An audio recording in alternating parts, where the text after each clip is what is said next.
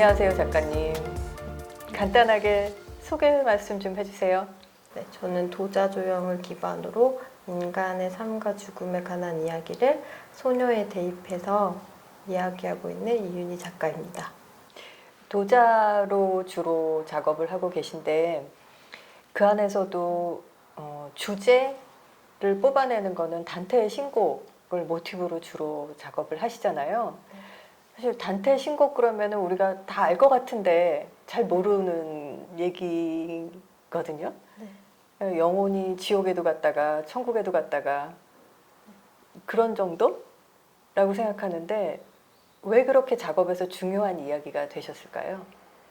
제가 단테의 신곡을 제 작업의 주제로 삼게 된 계기는 제가 처음에 작업을 시작할 때 어떤 이야기를 만들고 싶었거든요. 그래서 그 당시에 되게 많은 책이랑 영화나 서사 구조를 갖고 있는 것들을 되게 많이 살펴봤어요. 근데 그 내용들이 어떤 하나의 결국에 비슷한 내용이더라고요. 어떤 걸 찾아간다.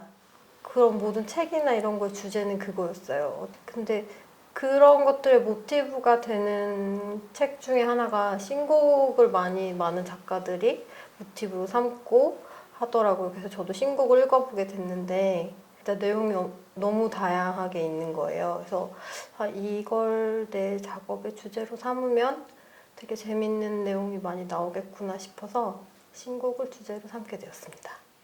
그럼 신곡에 나오는 장면이 네. 하나의 단서가 되고 네. 그 이야기를 따라서 네. 새로운 세계를 만들어내시는 거잖아요. 네.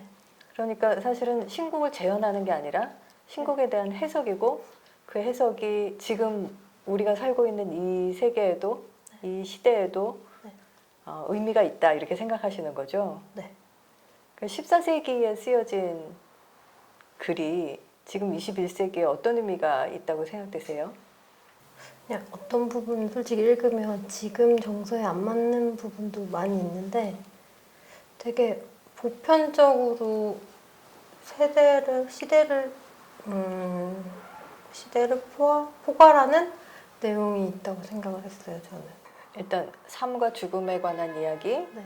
그리고 어찌 보면 사후 세계인데 그 세계가 꼭 죽어야만 가는 세계가 아니라 네. 우리의 지금 현실 세계를 반영하는 여러 면을 가지고 있는 거잖아요. 네.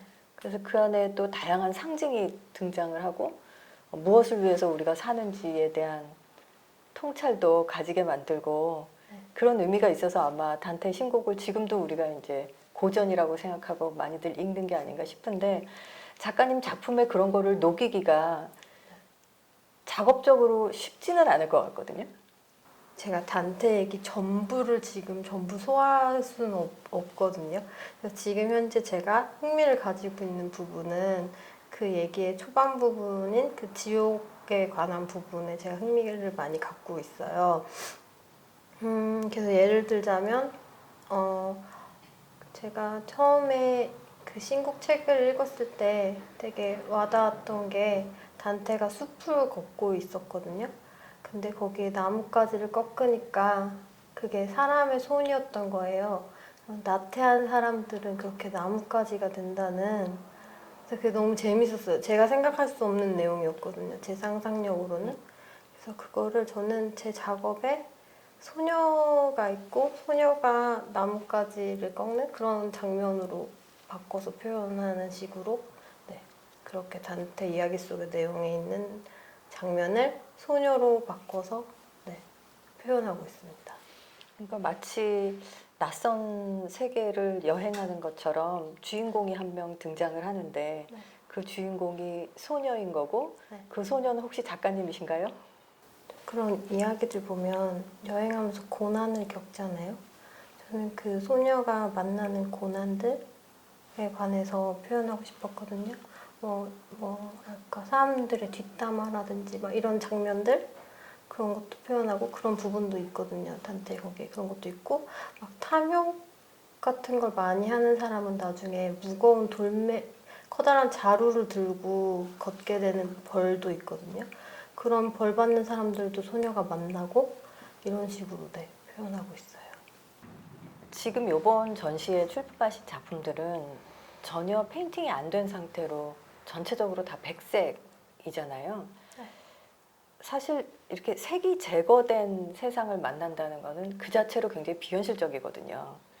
그래서 작가님이 임의로 만들어낸 다른 세상을 우리가 여행하고 있는 것 같은 그런 느낌이 드는데, 각각의 오브제들을 만들고 그것을 네. 조합하는 데 있어서 어떤 경우는 인물이 중심에 있고 어떤 경우에는 다른 물체가 중심에 있기도 한데, 그런 그 여러 오브제들을 조합하는 어떤 기준이나 방법들이 있으세요? 그러면 저는 작업을 즉흥적으로 하는 스타일은 아니기 때문에 그거에 대한 오브제들을 하나하나 미리 원형도 만들고 거기에 들어가는 애들을 미리미리 만들어요. 그 다음에 약간 공간 구성하는 걸 좋아하는데 약간 이게 연극 무대인 것처럼 전 그렇게 하거든요. 그래서 왜 프라모델 같은 거 만들면 디오라마라고 해야 되나? 이렇게 배경 이렇게 만들고 거기에 이제 소녀, 제가 만든 주인공 애가 들어가고 제가 만든 그 다른 소품들이 들어가는 거예요. 그런 식으로 생각을 하면서 만들어요. 그럼 마치 하나의 연극 무대를 구성하는 것처럼, 네. 그래서 그 각각이 다른 이야기들을 갖고 있는 것 같지만 사실 연결되는 지점이 찾아지기도 하는데, 네. 이번 전시에 보여주신 작품들에는 특별히 주인공으로 소녀 말고 예술가의 얼굴들도 보이던데요. 네. 거기 예술가들에 관해서 나오는데 예술가들은 벌을 받는 건 아닌데 그렇다고 착한 일을 하지도 않았기 때문에 어딘가를 계속 맴돌아요, 지옥에. 그게 되게 와닿았어요.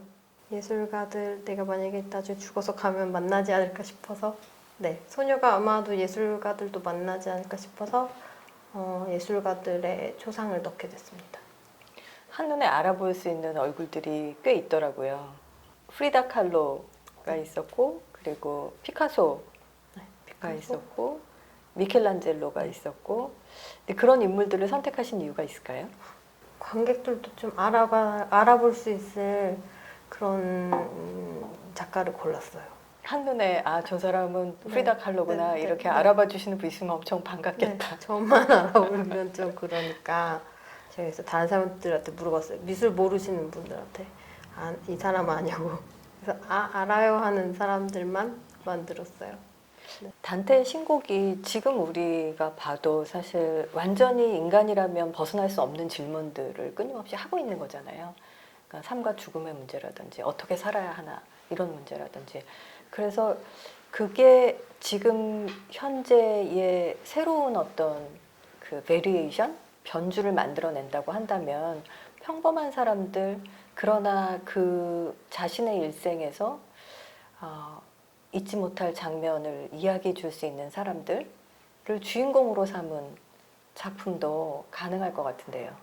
어떤 특정한 사람을 정한 건 아닌데 어떤 인물이 정해지면 그 사람의 일생이라든지 특별한 일들에 관해서도 네, 작업해보고 싶은 생각이 있어요. 네. 그러면 그 작품의 주인공은 저처럼 평범한 사람도 가능한 건가요? 네, 어떤 사람이든 특별한 기억은 다 있으니까 누구나 가능하다고 생각해요. 네. 작가님이 어떻게 보면은 그 작가로서 세상하고 교류하는 방법이 작업하는 거잖아요. 네. 근데 이렇게 전시를 하나씩 만드실 때마다 뭔가 그 새로운 단락이 지어지는 것 같은 그런 느낌도 있으실 텐데, 곧 또 큰 전시도 앞두고 계시고, 요즘 작업은 어떤 의미가 있는 것 같으세요? 제가 교육받았던 환경이 약간 서양 문화잖아요. 그래서 저한테 단테 신곡이 되게 익숙했던 건데 제가 요새 하고 있는 작업은 단테의 신곡의 지옥과 또 동양의 감로탱화 이런 지옥을 그린 그림들 보게 됐어요. 근데 거기에 있는 내용도 약간 비슷한 것 같은 거예요. 그래서 그쪽에서도 영감을 받아서 약간 섞여 있는 작업을 하고 있어요. 그러니까 서양적인 배경하고 동양적인 배경이 사실 문화적으로 작가님한테 네. 둘 다 영향을 미쳤기 때문에, 네. 그렇죠? 그게 섞인 작업이 나오는 게 자연스러울 것 같은데요. 그리고 어느 서양이든 동양이든 되게 보편적인 내용이 있더라고요. 네, 전혀 다르지 않은 그런 내용이 있다는 점이 좀 흥미로웠어요. 백색 오브제 얘기를 좀 해보면 좋을 것 같아요. 네. 백색 왜 이렇게 좋아하세요? 제가 이건 도자기를 좋아하는 이유랑 비슷한데 제가 다른 재료도 써봤거든요. 뭐 FRP라든지 다른 조형 재료를 써봤는데 전 그 도자기를 구워서 물질이 변하면서 오는 그 순수함이 좋았어요. 그 깨끗하고 그 단단한 느낌? 그 자기의 그 느낌이 너무 좋아서 그래서 그 순수한 백색 자기를 고집하는 것 같아요. 네. 백색 자기를 가지고 굉장히 복잡한 얘기를 만드시잖아요. 네. 그래서 이야기가 복잡할수록 백색이 유리한 것도 있을 것 같아요. 네. 그 다른 색도 섞어서 써봤는데 그러면 너무 이야기에 집중이 안 되고 오밀조밀 복잡하고 색도 너무 많고 이러니까 계속 하얗게 작업하게 된 것 같아요. 네. 오히려 현실적인 색들을 빼내니까 네. 그 안에서 상상력을 자극하는 요소들이 더 눈에 잘 들어오게 되는 그런 네. 거죠. 네. 그러면 조금 큰 오브제로 작업하시는 경우에 컬러링을 하기도 하시나요? 제가 이제 오브제 같은 경우는 되게 더 노동집약적으로 되게 컬러링을 전면적으로 화려하게 들어가는데 그거 만들 때 저는 그런 생각하면서 해요. 약간 종교적인 도상 같은 거 그런 거 만들 때 그 사람이 되게 제가 알기로 태화 그리시는 분들은 절을 한 번 하고 한 해 그리고 이렇게 수행하듯이 하는 걸로 알고 있는데 저도 그 작업을 할 때는 되게 수행하듯이 그려요. 되게 손도 많이 가고 시간도 많이 가고 되게 노동집약적으로 어떤 오브제를 완성하는 게 되게 저는 좋아요. 순수한 결정체? 이런 느낌으로. 지금 하시는 작업들이 결국은 그런 단테의 신곡으로부터 오랜 시간 동안 인류가 가지고 있는 질문들, 삶과 죽음에 관한 이야기, 그리고 인생에 있어서 무엇이 중요한가 이런 질문들을 품고 있으면서 동시에 작업 과정은 굉장히 수도하듯이 하신다는 이야기를 들으니까 새삼스럽게 작가님 작품이 더 잘 이해가 되는 것 같아요. 오늘 귀한 시간 내주셔서 너무 감사하고요. 큰 전시 앞두고 계신데 너무 바쁘신데 시간 내주셔서 너무 감사합니다. 마지막으로 지금 계획 좀 말씀해 주시겠어요? 작가로서 하시고 싶은 일들. 이제 앞으로 단테 신곡 얘기를 더 발전시키기도 할 거고요.